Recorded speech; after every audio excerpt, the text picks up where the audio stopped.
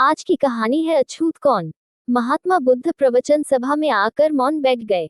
शिष्य समुदाय उनके इस मौन के कारण चिंतित हुए कि कहीं वे अस्वस्थ तो नहीं है। आखिर एक शिष्य ने पूछ ही लिया, भंते, आप आज इस तरह मौन क्यों हैं?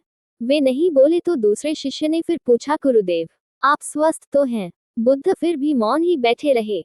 इतने में बाहर से एक व्यक्ति ने जोर से पूछा, आज आपने मुझे धर्मसभा में आने की अनुमति क्यों नहीं दी? बुद्ध ने कोई उत्तर नहीं दिया और आंखें बंद कर ध्यानमग्न हो गए। वह बाहर खड़ा व्यक्ति और जोर से बोला, मुझे धर्मसभा में क्यों नहीं आने दिया जा रहा है?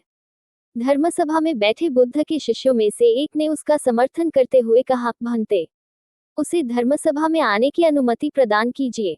महात्मा बुद्ध ने आंखें खोली और बोले, नहीं, उसे अनुमति नहीं दी जा सकती है क्योंकि वह अछूत है। अछूत? मगर क्यों? सारे शिष्य सुनकर आश्चर्य में पड़ गए कि भंते ये छुआछूत कब से मानने लग गए। महात्मा बुद्ध ने शिष्य समुदाय के मन के भावों को ताड़ते हुए कहा, हाँ, वह अछूत है। वह आज अपनी पत्नी से लड़कर आया है। क्रोध से जीवन की शांति भंग होती है। क्रोधी व्यक्ति मानसिक हिंसा करता है।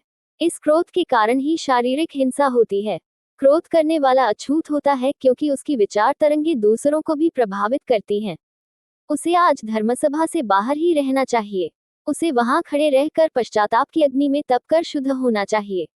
शिष्यगण समझ गए कि अस्पृश्यता क्या है और अछूत कौन है।